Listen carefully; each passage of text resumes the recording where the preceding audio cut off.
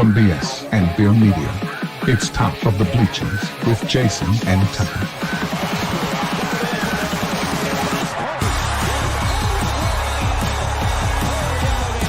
Handoff, Smith coming right, trying to outrun the coverage, makes a cut, gets it. Oh, he's still going. Oh, he's going to score. He's got the five. Let's see what the guys are talking about today. Yo, welcome into the Top of the Bleachers. It is May the 12th. Dude, I'm scheduling stuff for work in June already. It's crazy. I've got my vacation scheduled for June. That's how far out you got to schedule your vacation. But I got one in July. But anyway, welcome in. Top of the Bleachers. We talk about a little bit of everything. So we got some NBA playoff stuff. We got NCAA baseball stuff. We got this was Bible talk stuff. This was not a good weekend sports wise for me personally. Like for some people it might have been. LSU ends up getting the series win over us, and then my NBA teams that I was rooting for kind of crapped out. So I mean, it just not a very, for me personally, it wasn't a very good sports weekend.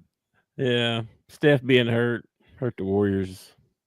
Well, Butler tried hard. He couldn't bring him back. I'm not rooting for the Warriors. That one didn't really bother me that much. The Cavs dropping 3-1 to the Pacers kind of sucks. You know, I am. They were kind of fraudulent all year anyway, right? Apparently. I mean, if Donovan's actually hurt, if he actually did do something to his ankle and can't go to the next game, I don't know if they've got even a prayer of getting another ball game or not. 3-1 right now. 3-1. That's tough to come back. I tell you what, you do come back from 3-1 and win the series, and nobody's gonna call you a fraud. True. You know what I mean? Yep. And then Thunder came back and tied it up. Yeah, I think they dug themselves too big of a hole. Yeah, Nokic's not doing too good when old Jalen Williams comes off the bench and plays him. His percentages have gone way down since Jalen's been playing him. It's a big man. You know what I mean? That's a big dude, man. That's a big dude. Yeah. Big dudes. Well, I mean, they scored 8 points in the first quarter on Sunday. Yeah. 8. The Nuggets did. Yeah. I don't think your NBA champion this year comes out of the West. It could be OKC. I haven't counted out OKC totally yet. But I think the best ball is being played in the East by two teams that I did not expect to be playing the best ball this time of year. Okay, I didn't expect Indiana. Indiana has not been on my radar all year long. Okay, mine either. And the Knicks, who are kind of showing Boston up to be a little bit of posers this year. Yeah, that was 2-1 now. Boston almost went down 3-0, but almost. I think that was tonight, right? Yeah, Celtics Knicks tonight. Yep. And Warriors Wolves again too. I think Steph's out again. I believe. So he did the Butler robot had a good game though. He did the big robot thing. I mean, what up, flea market? How's it going, buddy? What's up, flea market? Yeah. Yeah, I didn't see Indiana going this far. They do this every year though. It's like you don't talk about them all year. They make the playoffs and then they make the conference finals or something. You know, even their coach, like nobody gives Rick Carlisle. Like Rick Carlisle is never talked about when you talk about like best coaches in the NBA or whatever. Nobody ever brings up Rick Carlisle, and he's won an NBA championship. He won one with Dallas. Yeah, Dallas, right? Yeah. He's been around a long time too, and won a lot of games. So. Yeah. And then the Wolves and the Warriors, and man, I can't decide whether I like Anthony Edwards or not, man. He makes some plays sometimes where I'm just like, wow, like nobody else can do that right there. That was unbelievable. Mm-hmm. But then he's such a something else. I don't know what it is, but he's just a jerk sometimes, seems like to me. I don't know. He's definitely got that prima donna, feel about him. That something. I don't know. I know what my dad would call him, but I'm just saying. He talks a little too much crap. Well, I feel the same way about John Morant. Like they can be losing by 20, and John Morant hits a 3 and turns around and makes a signal to the crowd. It's like you're down 20, dude. Like I don't know. I saw somebody make a really good play. Who was it? I don't even remember now. Somebody did a reverse layup that was really sweet this weekend. I can't remember who it was right now. I want to say it was Rudy, but it can't be. No, it wasn't Rudy. It was I know what play you're talking about. I cannot. Who was that? It's that guy that plays for him, and I don't know what his name is. He plays for the Wolves? He plays for the Wolves. I do believe so, yeah. All right, let's look at that. He's got the cornrow braids. I can't remember what his name is. It's not Rudy, huh? No, it wasn't Rudy. It wasn't Julius Randle either. Maybe it wasn't them. Maybe somebody else. Dang it. Anyway, it was a sweet little under the rim layup. I know which one you're talking about. I was like, that was really nice.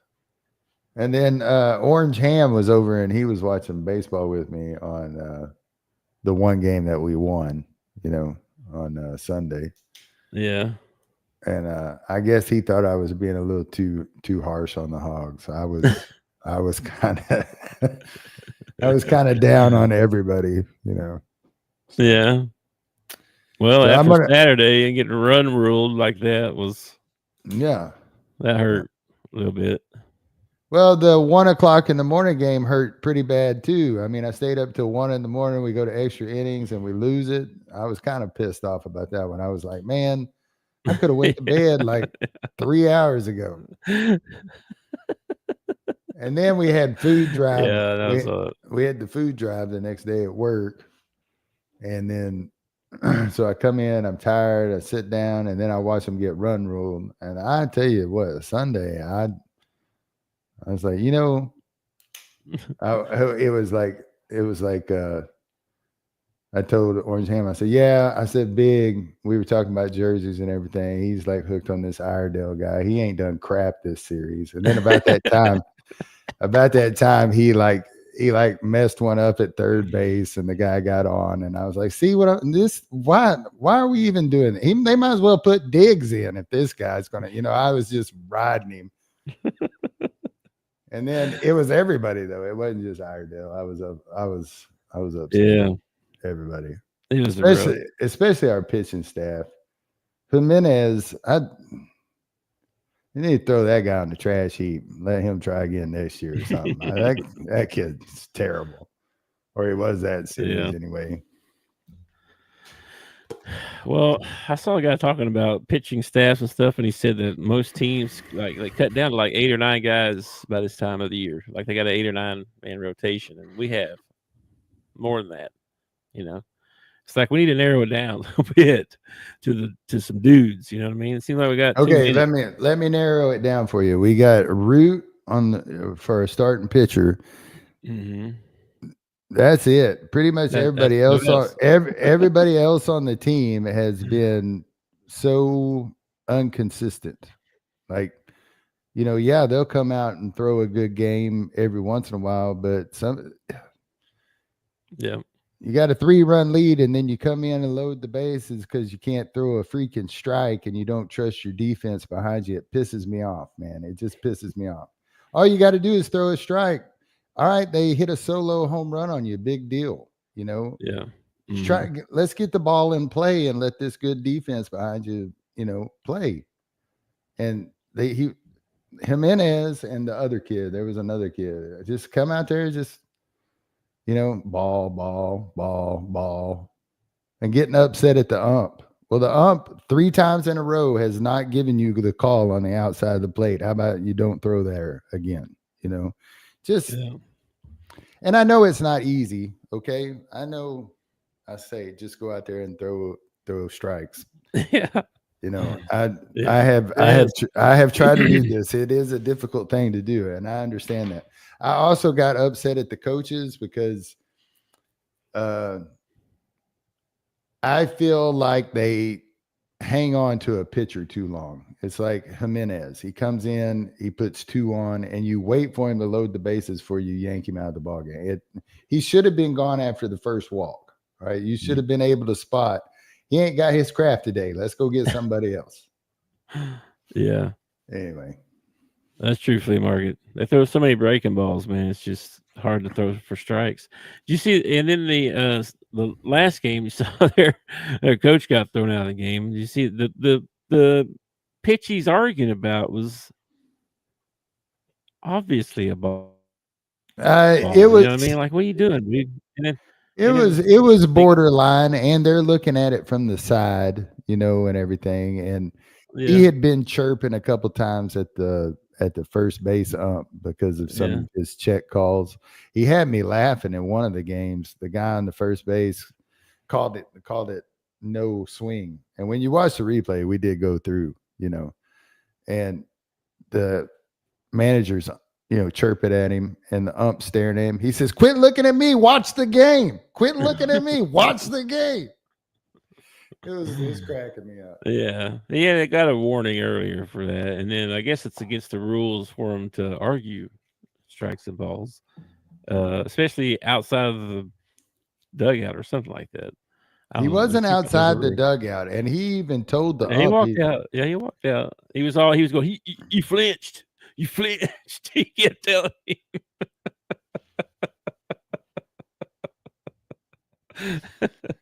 Oh, anyway, he ends up getting kicked out, and then as he's getting kicked out, he tells him, "So you can't kick me out. You haven't even given me a warning." And I read the ump's lip. He said, "I ain't got to give you shit. You're out of here." He had one earlier, though. I said so. Well, it was a wild ball game. It was a wild ball game, and both teams are competitive. And one of the things I will say about LSU, when we swept Texas, I kept saying, this doesn't look like a number 1 team to me. Like they don't fit the bill for a number 1 team. We played LSU, and I see a number 1 team in LSU. They've got good pieces everywhere. They got a second-day starter that I believe could pitch in the major leagues. That kid is good. And their first day starter was pretty freaking good too. So, I mean, they definitely I think they'll probably get into the postseason and make a run. I just hope they're not in our regional. That's what I'm hoping. I'm hoping they're not in our regional. Yeah, I don't want to see them till Omaha. Kentucky ends up winning the women's softball SEC championship, beating Oklahoma. That's that crazy. That is crazy. Arkansas got granted a regional and a super regional up on the hill. So the girls are going to get to play at home. If they can make it to the regional, they'll get to play their super regional at home, which would be awesome. Yeah, I heard a lot of people saying we got screwed on that deal. I don't know because I don't know that much about softball. But apparently having Oklahoma State in our region or something. Was, they don't like who's in our region or whatever. Yeah, that was a slap in the face apparently. So I don't know. I don't know. I don't either. I have no idea. I haven't. I've watched one game of. I'm just being honest. I watched one game of the Ladybacks this year, and it was when they were trying to make the finals of the SEC tournament, and they got beat. So I don't even think I should watch. Like, part of me wants to go up there on the hill and buy some tickets and go to the game, but then I feel like I'm the problem if they get knocked out or something. Like I haven't been supporting you all year long, and now I do.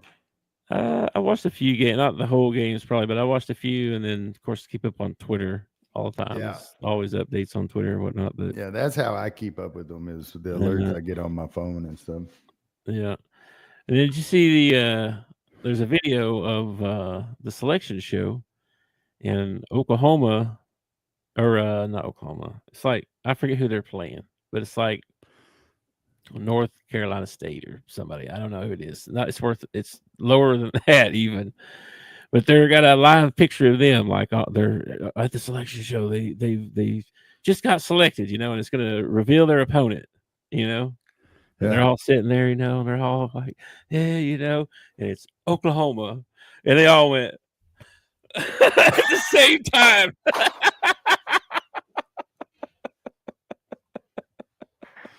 Hey, I'm like, no. What was Ric Flair's famous saying? If you want to be the man, you got to beat the man. That's how it goes, man. They were disappointed.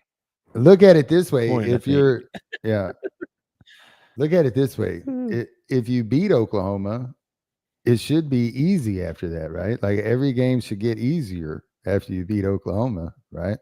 So you got to come out and play your best game of the tournament, the first game, and then who knows, maybe you can limp into like a finals or something. That would be cool. And how awesome would it be to see somebody put out Oklahoma in the first round? I mean, not awesome for Oklahoma fans, but that would be bad. Awesome for the team that put them out, though. Let's see if I can get a bracket here. I was wondering who they played. Here's a list of them, but geez. We're going to play St. Louis first. Oh, there was also a little bit of NFL news this weekend. Derek Carr decided to retire. Yeah, he did. I got pretty good stats, man. He's like in the top 25 and like passing yards all time, man. Boston University. That's who got Oklahoma for the first round. Well, go Boston. Yeah. I wish you could see their reaction. It's pretty funny. So not Boston College, but Boston University. Boston University. Yes. 38-17. So hey. Anyway, yeah. So, and then the other thing I saw was, dude, why is Tennessee such a bunch of jerks, dude? They get in a fight every weekend. And then I showed a video of this guy hit home in one of their games, right? The game, this last one actually, he hits the home run, right? He immediately is yapping at the pitcher. He yaps at the first baseman. He yaps at the shortstop. And then he goes by their bench. He yaps at all of them on the way through, right? The whole, like, just, just instigating. You know what I mean? There's no gloating like that. Then they lose the game, right? And then they're all mad because Vanderbilt's celebrating. It's like, bro, you just freaking, you can't have it both ways, bro. I mean, it goes both ways. If you don't win, the other team gets to celebrate too. That's how it works. Especially if you're going to act like that, they should be able to act just like that back to you. Yeah, I totally agree, man. I totally agree. I think you're doing right. You got to take it. I think you're going to give it. You're doing the robot chicken on me, man. You're like breaking up and. It's not me. I'm moving fine. You're moving fine. I can't tell anything, so I don't know. It says I got a full signal. I don't know. You're an IT guy. Fix it. I don't know. It's not me. I don't see nothing. Anyway, and then so that was some softball. We talked a little NBA. So I was telling you, I know in the pre-show the other day we were talking about death and what happens when you die, and you kind of skipping on me a little bit now. I don't know what happened there. You just kind of skipped on me a little bit. I told you it's because we want to talk. It's because we want to talk about God. So our computers are messing up. So after doing a little bit of looking around and I talked to my mom a little bit and found some stuff. I'm gonna see what you thought about it. One was Matthew 25. It's pretty long, but 31 through the end of the chapter. But it's basically the separating of the sheep and the goats. I don't know if you remember this story or not. Sure. But it says, when Jesus comes and all the angels are with him, he sits on the throne. The nations will be gathered before him, and he'll separate the people one from another as a shepherd separates sheep from goats. Mm-hmm. One's on the right, one's on the left. And then goes on to say what we were talking about a little bit. I don't know if like the King James version, I think there's another part where it talks about the reaping of the wheat, and bad wheat goes there and the good wheat goes here and all that. Remember that story? I don't remember where that one's at. And then in Matthew 7, there's a verse he talks about not everyone who says to me, Lord, Lord, will enter the kingdom of heaven, but only the one who does the will of the Father who is in heaven. Mm-hmm. And that's when I was telling you, he goes on to say, hey, didn't we do stuff in your name and perform miracles? And he says, he would tell them plainly, I never knew you, away from me, you evildoers. Yeah. I don't know how all that ties together, and I'm all confused on what I was talking about, but I think we were talking about rewards and Judgment Day, basically, I guess, what we were talking about the other day. And there's going to be a lot of getting your rewards. Did you ever see the other stuff too. Did you ever see the movie Left Behind? I read the book. Okay. Well, in that story, Buck finds a whole bunch of people at the church that got left behind, and one of the people that got left behind was the preacher. Because he was out preaching the word every day, but he wasn't living by the word every day, right? Mm-hmm. Mm-hmm. These are the people I think that you're talking about. Like, people who start wars in God's name, people who,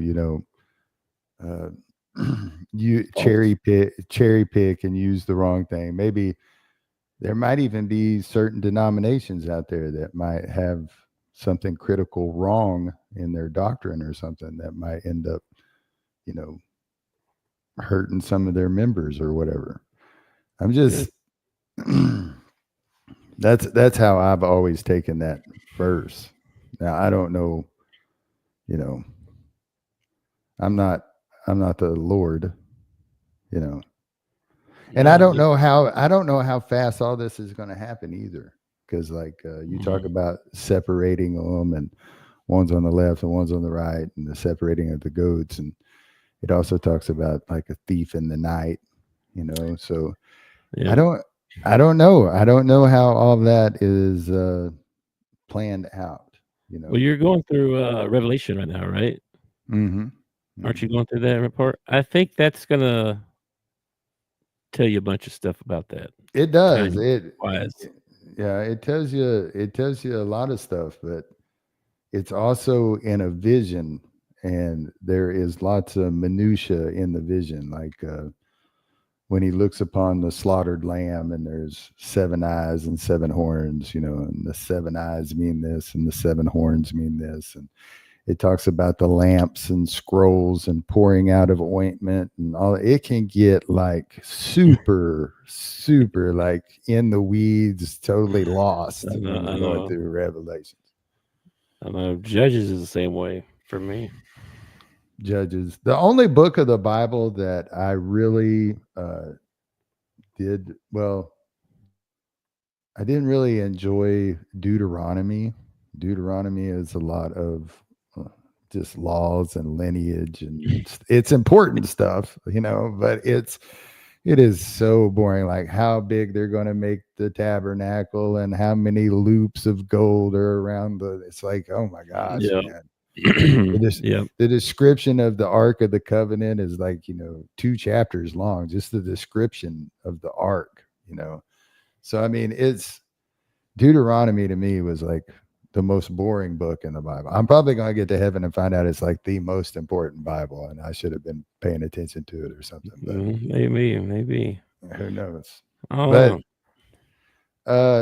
when you talked about the separating of the goats and everything, I automatically went to the Old Testament, and I thought about when I'm going to get the names wrong, totally wrong. But he goes to his uncle's house because he wants to find a wife. Okay. And he's got 2 daughters, Rachel and Rebecca. Is that right? And he wants Rachel. It's either Joseph or Jacob. One of them two. I think it's Jacob. Okay. He wants Rachel, and he says, "Work for me for 7 years, and I'll give you my daughter." So he works for 7 years for him. Yeah. He gives him Rebecca, and he's like, "No. This wasn't our deal." He's like 7 more years, you can have Rachel. So he works for him 7 more years. Well, there comes a time where he takes Rachel, and they're going to leave home. They're going to go out on their own or whatever. And so they separate the goats, and he takes the speckled ones, and, they separate them that way. Right. You know what I'm talking about? I think so. I know when they're leaving. He puts the reed in the water, and the goats that drink from the water with the reed will have speckles, and the ones that don't, will be, I don't remember the whole story, but that's the story I went to when you started talking about that in the New Testament. So there's probably some sort of correlation there, because stuff's not in the Bible like that on accident. Like when they're separating goats in the Old Testament, it's probably got something to do with what Jesus said in the New Testament. Yeah, probably does. It's just interesting because Matthew 25, that was a good one it was a good read. Hit me with some stuff. And that led me over here to. Are you talking about chapter 25? Yes. It's got one of my favorite parables in it. It starts at 31, but which one? From 22 on, where the master gives them gold, and one of them goes out and buries it, and the other one. Oh, the talents. Yeah. Oh, the parable of the bags of gold. Yeah. And the Son of Man comes. He gave 1 5, 1 2, and 1 1.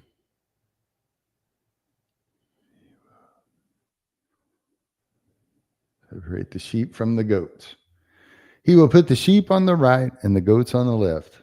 Then the king will say to those on the right, "Come, you are blessed by the Father. Take your inheritance, the kingdom prepare for you since the creation of the world." That is just an awesome thought. Like heaven was created for me before I was even thought of. You know what I mean? Yep. Mm-hmm. For I was hungry and you gave me something to eat. I was thirsty, you gave me something to drink. I was a stranger and you invited me in. I needed clothes and you clothed me. I was sick and you looked after me. I was in prison and you came to visit me. Basically saying, be nice to everybody. You know what I mean? Treat everybody kind. That's how I'd look at that. You know what I mean? Because, angels among us and all that, right? He could be some guy sitting there on the side of the road that needs a drink of water or something. I've actually had this happen to me before. I pulled into a convenience. Careful out there. I pulled into a convenience store on my mail route, and when I went in, there was a guy that was digging through the trash can looking for something to eat, and I felt convicted about it. Like I've seen homeless people before and everything, but for this guy, I was convicted about it. Yeah. So I, walked across, went into Burger King and got a combo meal and come back and handed it to him. And the first words out of his mouth were, "God bless you." Mm-hmm. I have driven by guys that have signs up that say, "Please help," and I do not feel convicted about them. So I don't know. I think the Holy Spirit gets involved at some point and says, "Hey," there's probably a discernment there, right? Yeah, I need you to. I'm not like one of those guys that looks at homeless people and thinks, "Oh, that guy needs to get a job, and if I just give him money, he'll buy drugs or whatever." I don't. When I do give somebody money, a truck stop or a homeless person or something like that, I always look at it like, "Hey, I did my part. What they do with that money it's out of my hands. You know what I mean? I gave them what I could, and Yeah. But I mean, if you take the Bible literally, I mean, I should probably help that guy up and take him home with me, and feed and clothe him and all that stuff. Well, so I don't know. Society in itself really has gone away from the golden rule. I mean, it's not do unto others. It's hard because you go to help one of them people and they rob you or kill you or something worse, It's tough. It's tough. But if I've done the same thing that you've done before. I was pulling off on an on-ramp to get off, and I forget, somebody was with me. I think my mom with me or something. And I was like, there's a guy standing there on the top of the ramp, and he may have had a sign that said something about food. I don't even remember if he had a sign. But he definitely looked homeless. Sure. I don't know. I said, I'll give him a hamburger. I pulled through McDonald's there, got a hamburger, got him one. Went down the interstate to the next exit, turned around so I could come back and get him on the off ramp on the other side. You know what I mean? So I drove like I drove way around to come back to him. And when I went to hand it out the window to him, I asked him if he's hungry or something like that. He just snatched it real fast and turned around and started walking off. Then he say thank you and say nothing. And I was like, and my first initial reaction at first, I was like, I probably should be mad. Like that kind of makes me mad that he did that. But then I was like, like what you said, it's not on me. You know what I mean? I was trying to help the guy. It's not on me that he's not appreciative, even though it sucks. Because at the time I wanted to get out of the car and be like, give me that back. You ain't gonna be thankful. Yeah. But I didn't, But that's tough. That's a tough spot there. I'm glad that yours worked out better than mine. It's the same way about somebody who takes the Lord's name in vain. Like there are times that I have a mouth on me that I shouldn't have. Okay. I fall short of the glory. Okay. But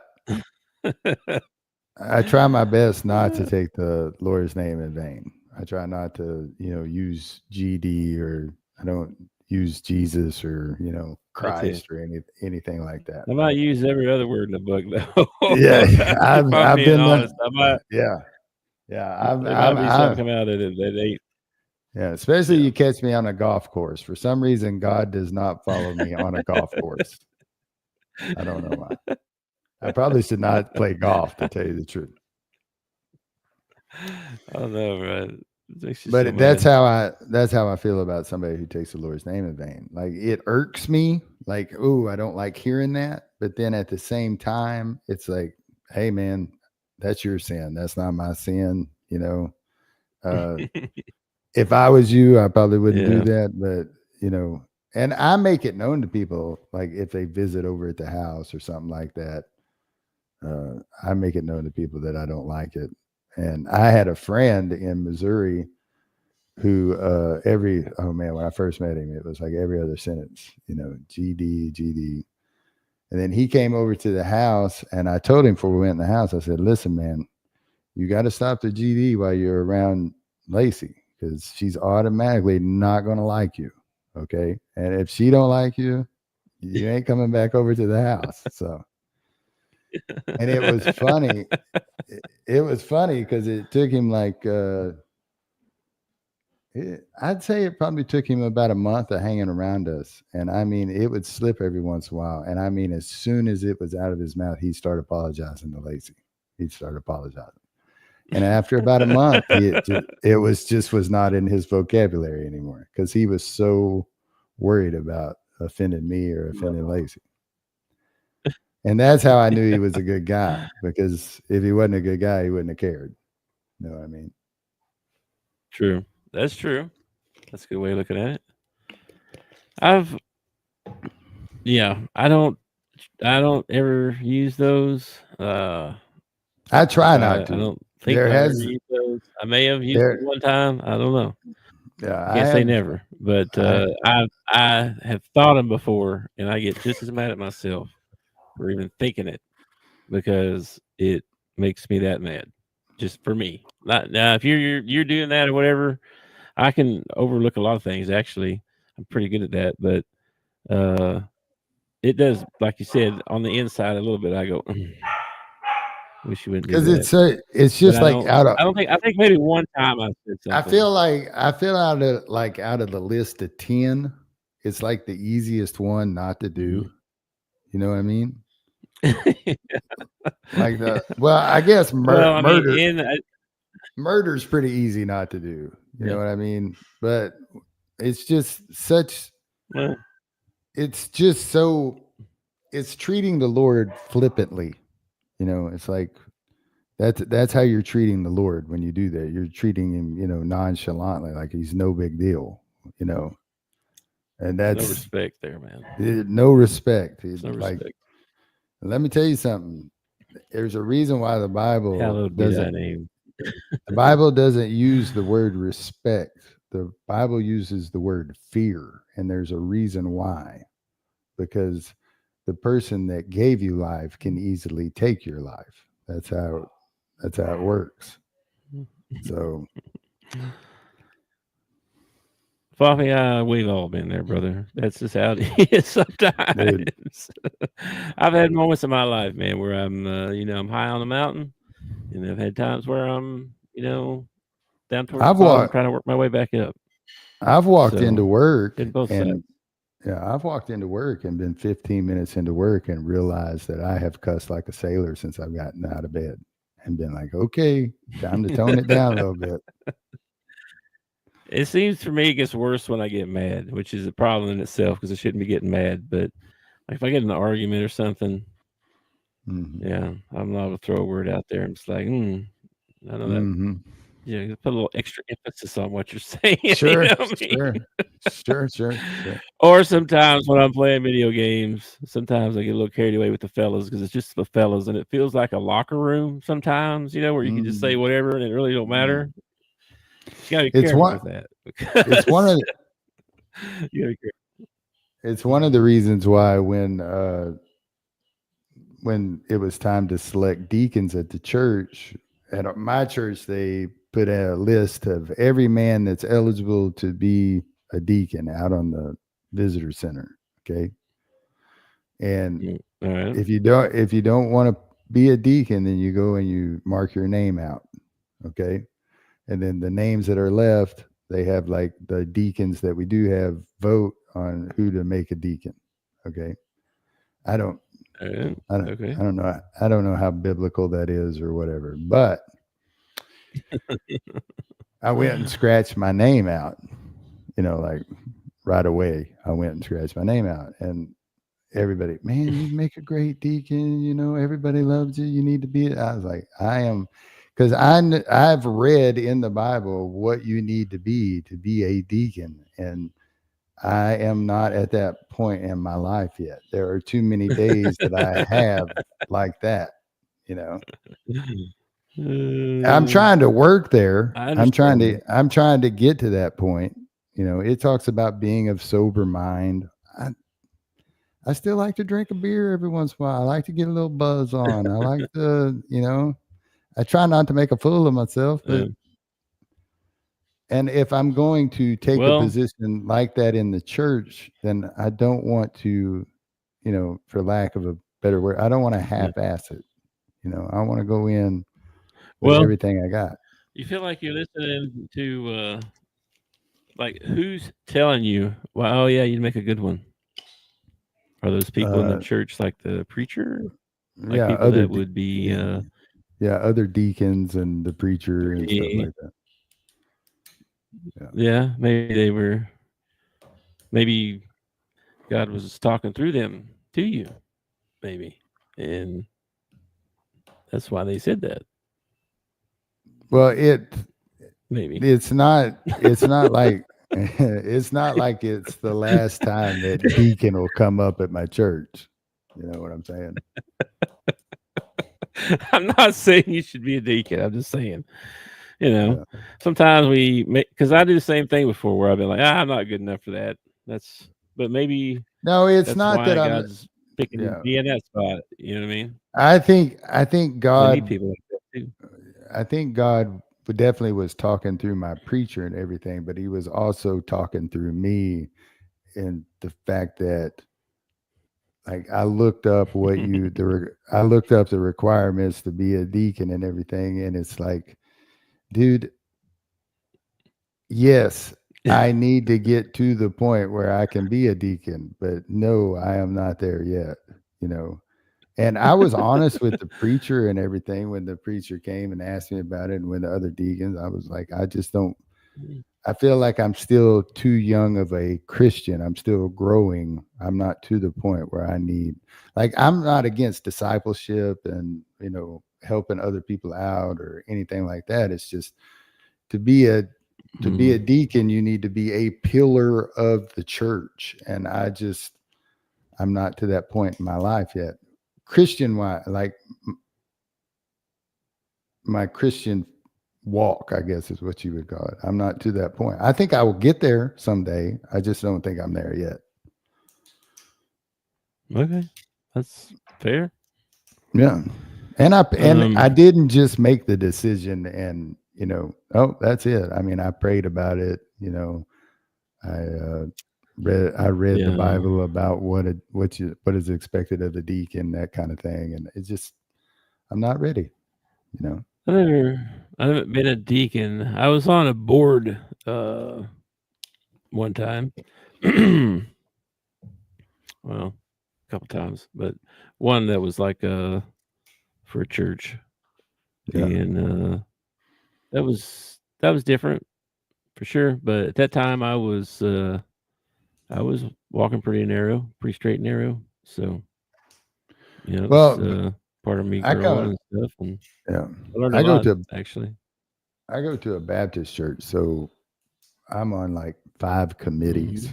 Mm-hmm. I'm on all kinds of committees. We have a committee on committees. So. Gotcha. And I'm active. I'm active in my. I'm active in my church. I help, run the Sunday morning service. I go up on Wednesday nights and sit through Bible study. I still have those, I'm still not where I need to be, but I'm trying to get there. I feel like. I don't know if we ever feel like we get there. I don't know. I don't. Even when I felt like I was there, I wasn't really feel like I was there. You know what I mean? Yeah. It's like it's kind of like we're all striving to do the impossible. Like every Christian out there is striving to do the impossible. You are trying to become Christ, okay? And it's not going to happen. You've already messed up. I can't even become Christ. You know what I mean? Like, because my past, I've already screwed up so bad. All right. But that's what we're trying to achieve is to become Christ-like. And so I think that's why it's important, that whole verse about we all fall short of the glory of God, because there's a lot of people that don't come to Christ because they think they're too banged up or they're, they've done too much wrong or whatever. They have some sort of psychological reasoning that God is not going to accept them, and so by him putting in there that we all fall short, he's letting everybody has. I had a friend one time didn't want to come to church. Didn't want to come to church because it was full of hypocrites. And I was like, yeah. And we know we're hypocrites. That's why we're in church. That's it's like the whole point of being in church.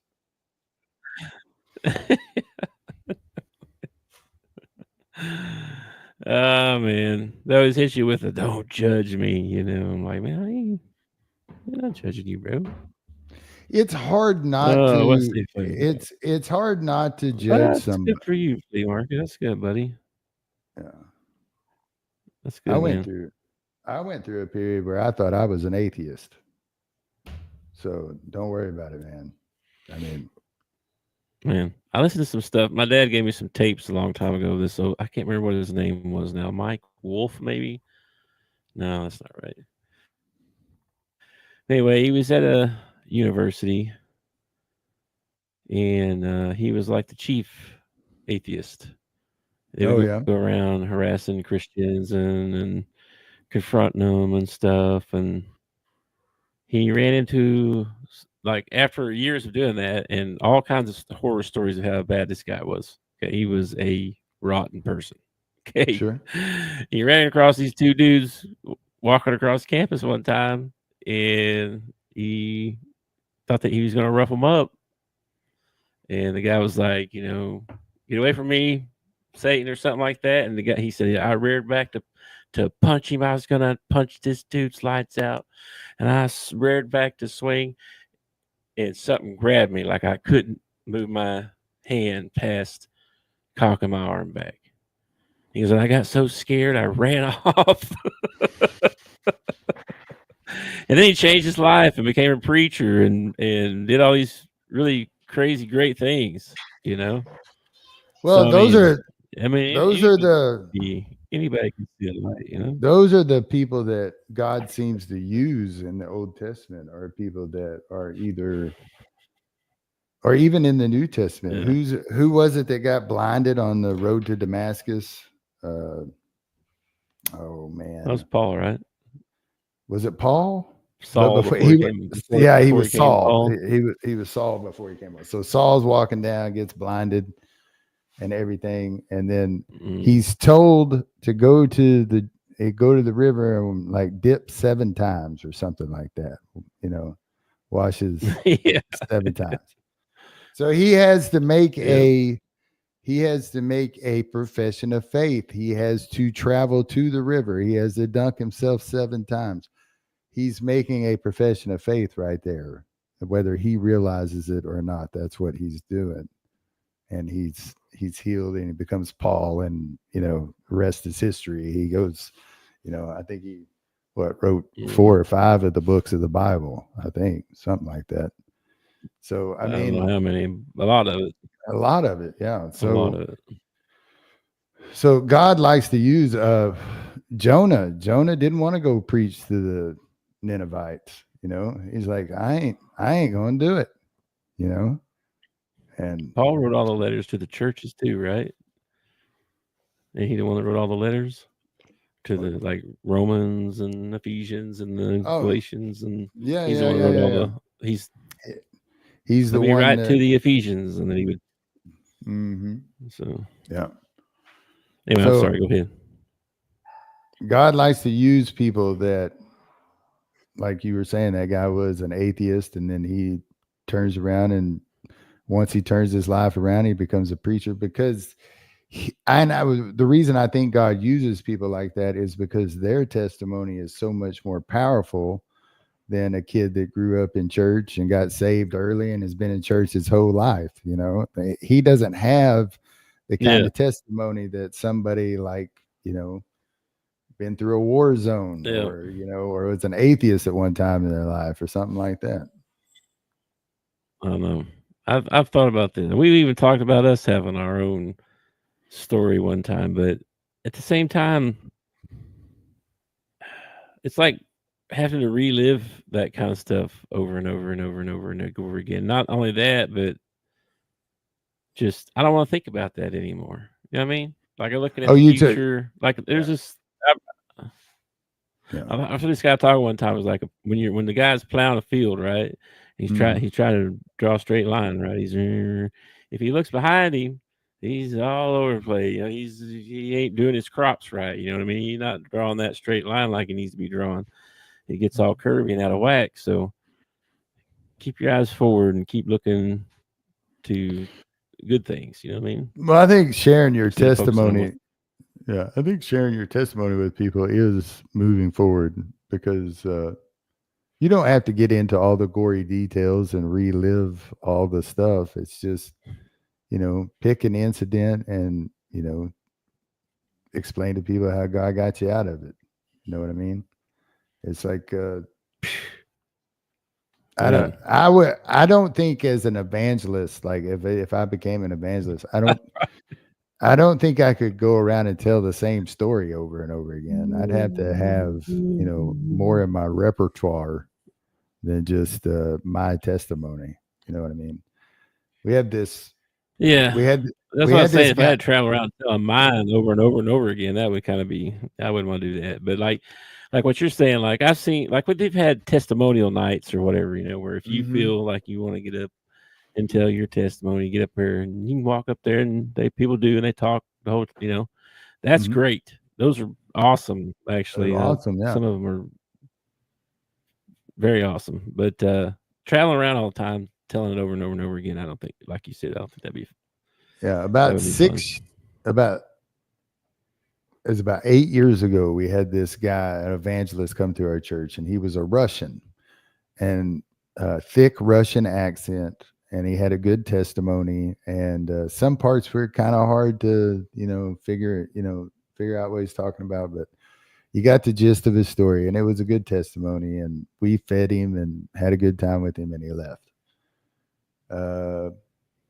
4 years after that, we invited him back, and he came back and gave his testimony, and he did the exact same testimony, exactly word for word. Like he had done this thing so much, like he would pause for the laugh. He would, everything. Well, our whole church has heard his testimony. Yeah, almost like an act. And we've not had him back. Not that he's not welcome. He come back and worship anytime that he wants, but we have not asked him to come back and do his testimony or anything.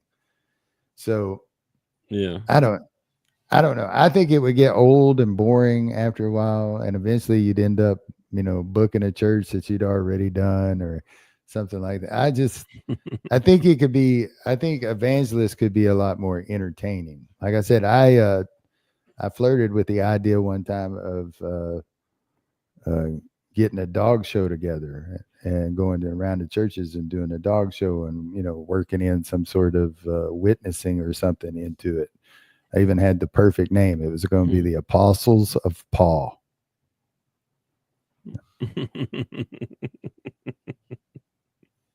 That's pretty good.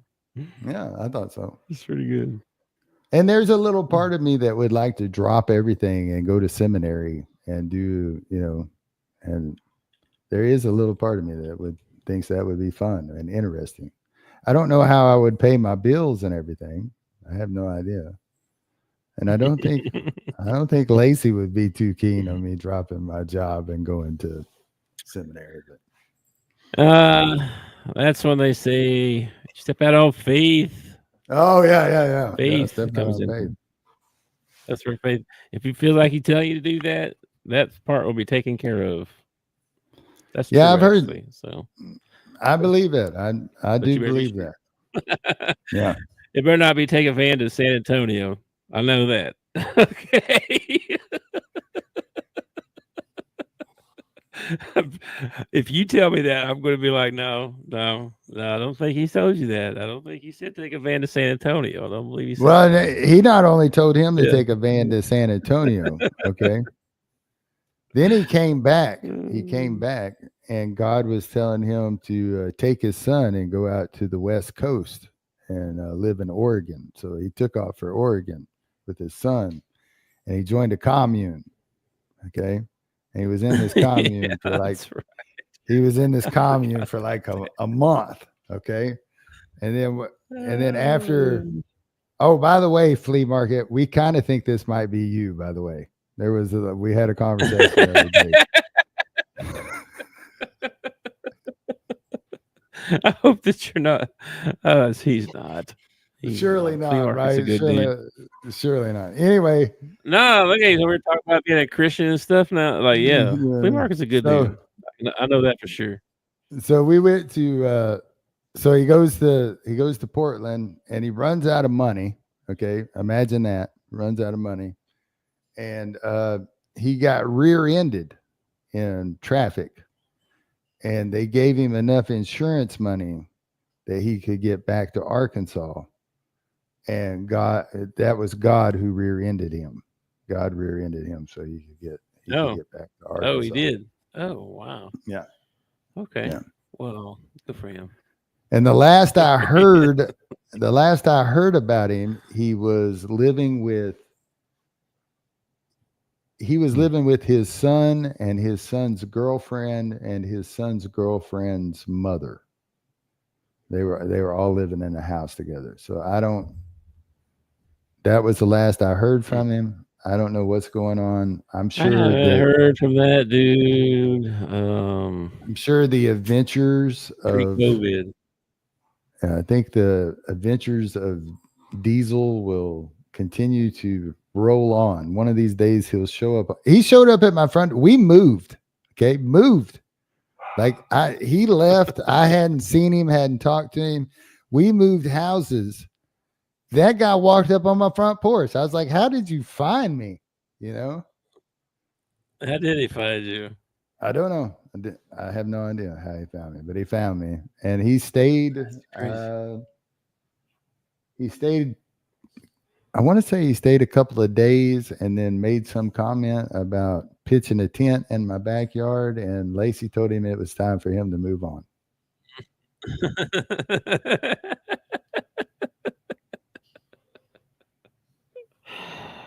Oh, man.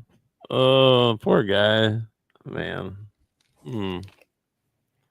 Man. He actually, we give him a hard time. He's actually, there's a lot of good in that guy. He's done good things in his life before. It's just, it gets overshadowed by his just complete stupidity sometimes, you know. It's like like his brain works a little bit different than everybody else's. But he's not totally a bad dude. He's a mooch. No. He's been a mooch his whole life, man.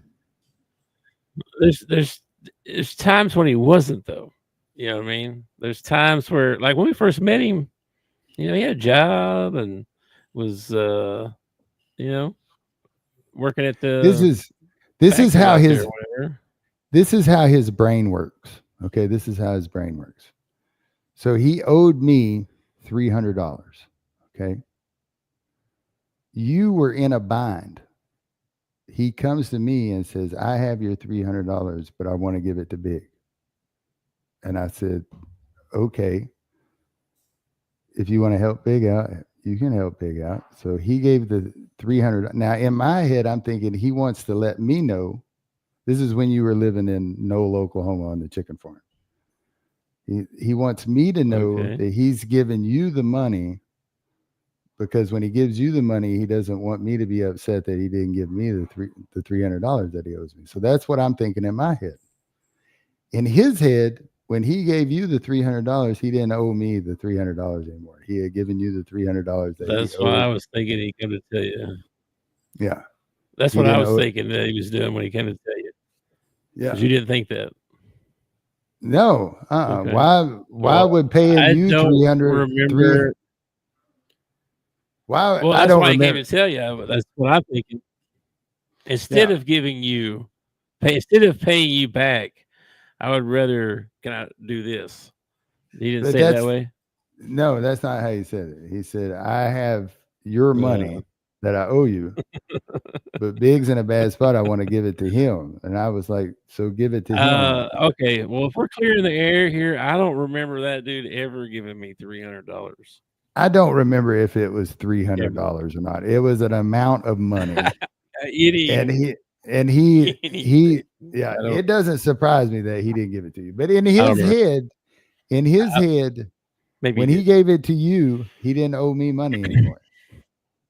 And I wish the world worked like that. I wish I could call Visa and say, hey, the payment I was going to send you, I saw a homeless dude on the side of the road today. I gave it to him. So I don't owe you the $300 anymore that I owe you because I gave it to somebody else. I wish the world worked like that. But it's not. It doesn't. True. Yeah. But that's how his brain works. That's how his brain works. Yeah. I guess since you and I were best friends, then we're one and the same person, I guess, or something. I don't know. I have no idea. I don't know. I guess if you came to me and said that the way I said it though, hey, I got this money that I can pay you, but our other buddy over here is homeless. You care if I give it to him instead, or can I give you? I don't know. I don't know how I would approach that. I like, would probably. By the way, he's homeless over there. That's probably how I would approach it.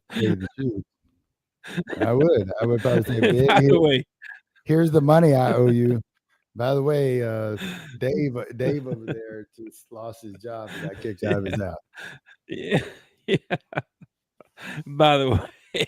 But honestly, the way I would handle it is I would pay you the money that I owe you, and I would still help Dave out. In his mind, well, yeah, if I could. just helping one person out was good enough. It's like you didn't need it. You rich. Yeah, he bought he thought she's rich. I guess he bought. I can't remember exactly what it was, but he bought me something. I can't remember what it was. And I was like, thanks, man. I appreciate it. And he said, oh yeah, no problem. And then later on in the evening, I found out that that's how he viewed tithing. Like if he did, if he went out and gave somebody money, or if he bought them something or something like that, then he looked at that as tithing. And I was like, no, that's not how that works. Can you hold on 2 seconds? Yeah. 2 seconds. Yeah, I don't know about this one because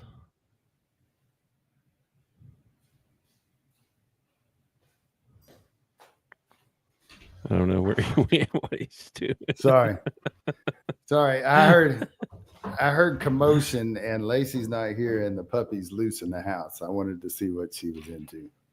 I got you. I sort of view it that way myself. But it's more like, I sort of do view it that way. Like if I'm actually helping someone, not like buy you a cheeseburger, no, but like so and so can't pay his rent or something. Mm-hmm. I may pray about that and then talk to the wife and say, hey, I was thinking about doing this to help them out instead of this because I can't do both. So figure that's okay to do that. Help if you're actually helping somebody, but I wouldn't do it to buy you a cheeseburger. Not like that. I think it was a shower head or something like that. Yeah. No, I mean I've helped people out before, but I've done both. I think that I didn't need help. Is kind of my point. Like I wasn't in a position where I was, and what he got me was very materialistic. Like it wasn't like he was helping pay the rent, which he never did, or he was helping me with some of my bills or something like that. It was like, oh, look, here's the shower head. I just tithed. Yeah. I was like, okay. All right. You're a good dude, man, because you took care of both of us there for a little while. Let us live in your house while you were gone. So appreciate that. Well, I've never really, it's one of the home, I guess, but it's one of the things that has always irritated ex-girlfriends and stuff is that I don't really value money, like not like other people do. You know what I mean? Like, it's a good thing that Lacey takes care of the finances around here because I am way too generous, like with what I have, like, and I've always been that way. And I think it's because I've never, praise the Lord, I've never been without. Like, I've never been in a situation where I didn't have somebody that I could turn to that wouldn't help me out. So when I have a chance to help somebody out, or when I have a chance to, and all it costs is money, Yeah. or yeah, shoot, yeah. Yeah, I agree. But a lot of people are not like that. They, you don't become a millionaire by being over generous. You know what I mean? There's a lot of people in the world that think that they're trying to fill a void with something other than God, and they think it's money. Some people think it's sex. Some people think it's drugs. Some people think it's, whatever. All those. Yeah. Yeah. Some people think it's all above. those. Yeah. And, they're just actually trying to fill a void that can only be filled by God. And so I've always been generous with what I have because he's always been like super generous to me. Like, yeah, our family's always been kind of inviting, trying to help people. Seems like we've always kind of, taken in somebody for something. Yeah. My dad was a big believer in that, especially if it was family or something. Even if it wasn't family, we've had people come stay with us before there wasn't family. Matter of fact, right now there's someone with us right now that we're helping. So it happens, and people need help. You know what I mean? And and if you don't have anybody, and there's people that don't have anybody, they don't have parents, they don't have a brother or sister. I've always sad. It really is. It's one of the reasons I've never been able to comprehend homelessness, because I've always had somebody I could turn to. I've always had a family member. I've always had a friend. I've had somebody I could turn to. For me to become homeless, I would have to alienate so many people in my life to become homeless, or just be so damn proud that I can't go to somebody for help, and I don't understand that. It can't be pride, because I'm too prideful to stand on the street corner with a sign begging for money too. So it can't be pride. So it's got to be that they got nowhere to turn. Yeah. And I don't understand that because of my upbringing and because God has blessed me in my life. I don't understand that situation. And I hope and pray that I never do, Yeah, I'm same way. I've never had a time where I didn't know there was at least one person where I could call them and like, hey, can I sleep on your couch? I need help. Yeah. Something. I mean, man, even several people have helped me throughout my life. So I'm very thankful for that. Your dad, my dad, a lot of people. Oh man. Lots of people. So teachers, friends, family, man. It's one of my favorite things about your dad. It's one of my favorite things about tornadoes. Tornadoes seem to bring communities. They seem to bring communities together, especially in the South. Like we pitch in, we start helping each other out. It's not good. Tornadoes are not good, but the aftermath and what happens in the aftermath, lots of times there are great things that come out of it. There really are. And I don't think people look at natural disasters that way. No, probably not. But you're right. They do usually bring the community together to help rebuild stuff. Yeah. Your dad gave me $50 one time to go to a job interview in St. Louis one time. Really? And I didn't have enough gas money to get up there, and so I asked him, "This guy borrow $50 to get up there. I'll pay you back with my first paycheck. I swear to you, I'll pay you back the first time I get paid." He's like, yes, I'll give you $50. But I got up there, right? That got me up there.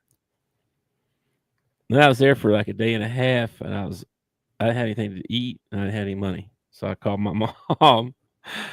I was like, Mom, is there any way you could send me can you put $20 in my bank account so I could go down here to the buffet and get this $10 buffet? I'll pay you back as soon as I can. So that whole trip, and I paid him back right away. Did you get the job? Send him a check. Did you get the job? Get the job, yes. Sweet. It was a Emerson job. Oh, yeah. Okay. All right. That job with Emerson, yeah. Yeah. So lots of people helped me out, man. I paid him back, but he had to help me get there. I don't know why I asked him and not you. I don't know. I was probably on the road. I was driving for Emerson at the time, so I was probably on the road or something. I don't know. Yeah, I don't know.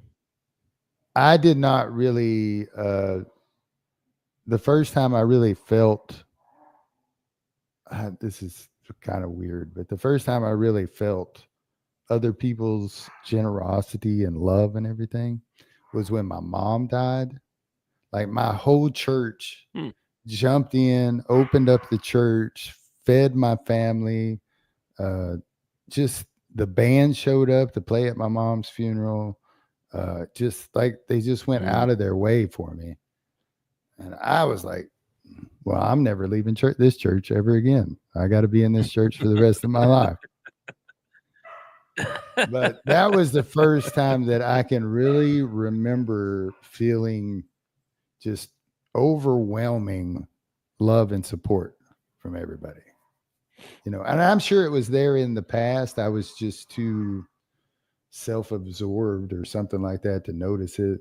People have probably helped me my whole life, and I just but that day in particular just really came through on how loving and generous everybody is. You hear my dogs fighting in the background? I understand that. I do. Yeah. When COVID hit and I lost my job there for a while, the Lord had me around the most awesomest people. Like that, I didn't have to ask for anything. He provided for me through the whole thing. I somehow we made it. I don't know how, bro. I don't know how you go like 6 months without a job and make it. I don't know. Yeah. But we did. He provided for us. But just the way they would pray for me and stuff, like, especially when I was looking for a job and stuff, because I pounded the resumes out. Like, I had an Excel sheet where I kept track of them so I wouldn't apply the same one twice. I didn't want to reapply to the same ones. Dude, there was like 85 jobs on my Excel sheet that I applied for. Like, I was hearing every day. Full-time job was finding a job. You know what I mean? Every day. Sure. And they all got around me and prayed for me one time. And it was it's the weirdest thing I ever felt. Like, just felt like everything was going to be all right. You know what I mean? If something was going to happen, it's going to work out. I don't know how, but he's in control. I know that. And it was like, boom, right after that, I had 2 jobs. Was trying to decide which one to do, and was making more money than I'd ever made, and just blessing, you know what I mean? So I guess the moral of the story is sometimes you gotta, it's because it's hard at this time doesn't mean you can't come out of that. You know what I mean? He can deliver you from some stuff. Oh, when Lacey got her first job in Lebanon, Missouri, I went with her and we got a rent house outside of town, and we had X amount of dollars in our bank account, and I was out of a job because I was working a job at Coleman Dairy, and there's no Coleman Dairy in Lebanon, Missouri. So I was out of work looking for a job, and was maybe 3 months out of work, and Lacey was the only one working, and her mom, my parents, just everybody, dude, just jumping in, helping out. And somehow there were nights that we had hamburger helper. Matter of fact, to this day, Lacey won't eat hamburger helper because we ate so much hamburger helper. But I don't know how, but I ended up finding a job. It ended up working out, man. And we joined a church up there. I got baptized up there. And then, dude, I think it wasn't long after I got baptized, dude, things just started moving in the correct direction. You know what I mean? Like her job, she just kept advancing. We moved back to Arkansas. Dude, I got the job with the post office. It's been like nothing but gravy. We bought a nice big house, got a pool in the back. It's just like from the moment I decided, okay, all right, I'll start walking with you. If we're going to do this, let's do it. Things, I won't say that they've gotten easier. I still have struggles. I still have days, where it feels like I'm getting picked on and nothing's going right. But dude, as far as my life in general and the direction I've been going, it's been nothing but an upward projection. You know what I mean? And that's all credit. That's all credit to the Lord, because I'm still the same no skills guy that I've always been. And he's taking a guy with no skills, no talents, and I have just done more and more and more. Yeah, Floppy said $10 buffet. Nice. You can't find a $10 buffet no more. I know, man. You can't go anywhere anymore. It's ridiculous. Anyway. All right, man. Probably the darkest part of my life is when I was, driving over the road and everything, because I was not doing anything that was, godly. There was nothing godly in my life when I was driving over the road, and I'm very grateful that I didn't die during that time. Yeah, you were there. Yeah. I was there, and I was praying every time I went to bed, just so you know, and not just that we'd be safe. That's what I meant. But I've always, you've always been prayed for since I met you.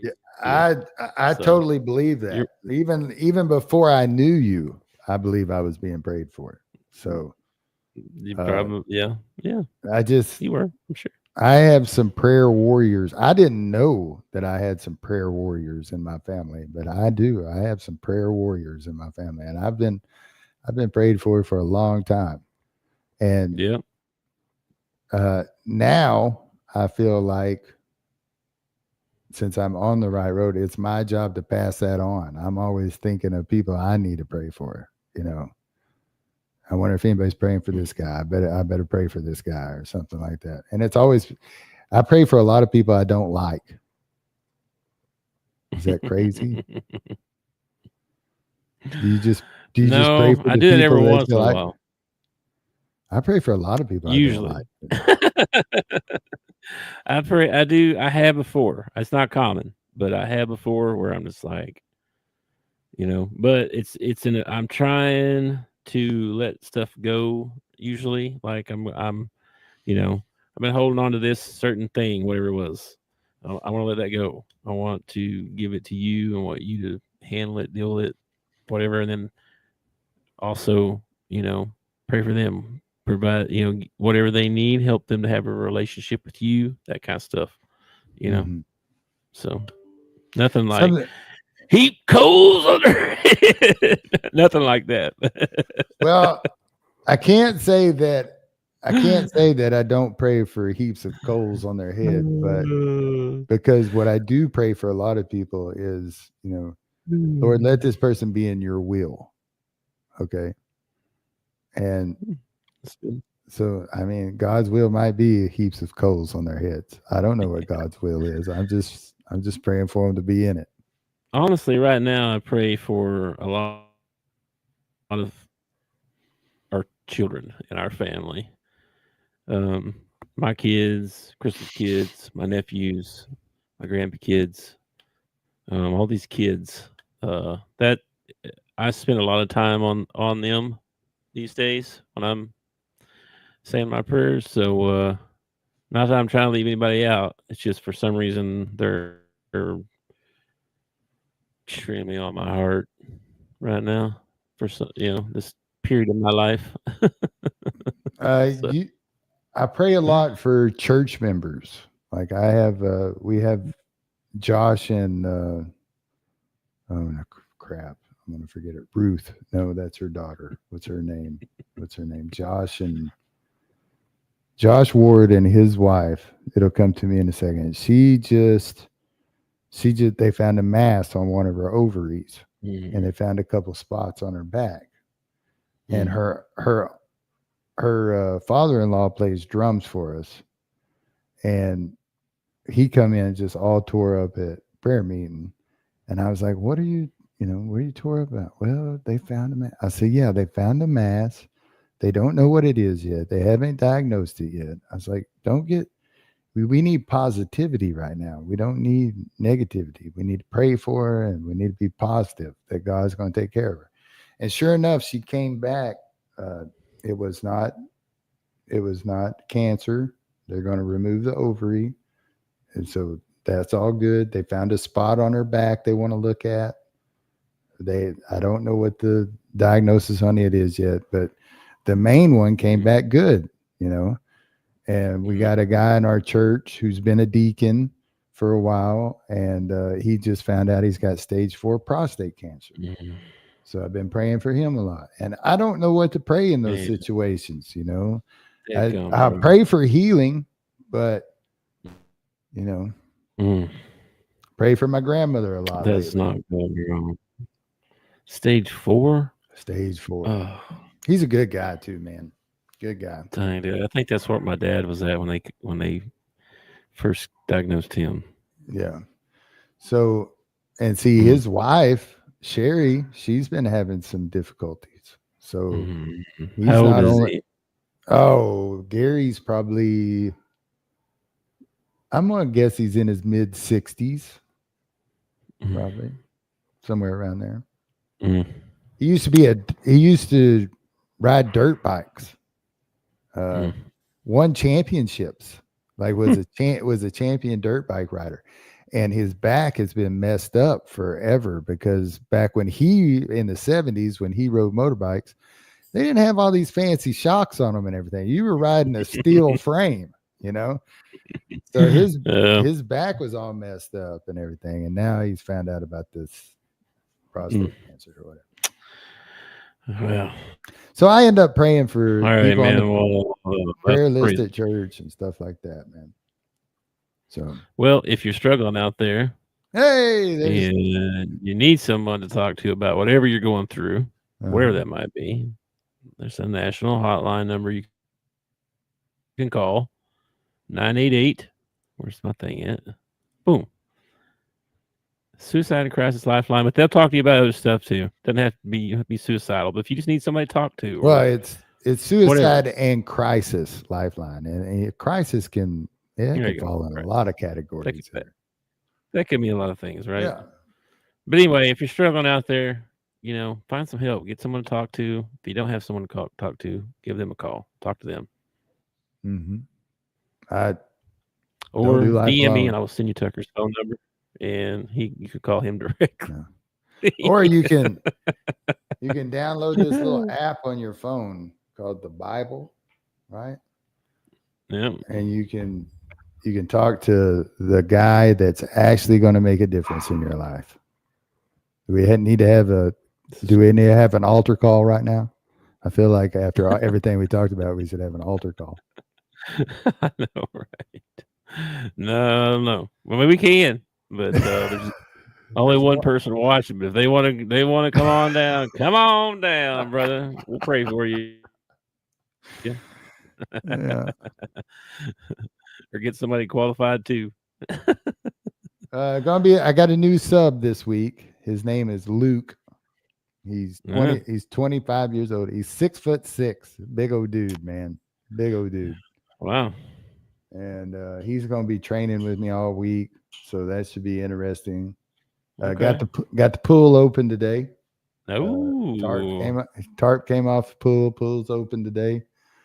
Made the appointment for Maple to get fixed, so we got to go do that June 9th.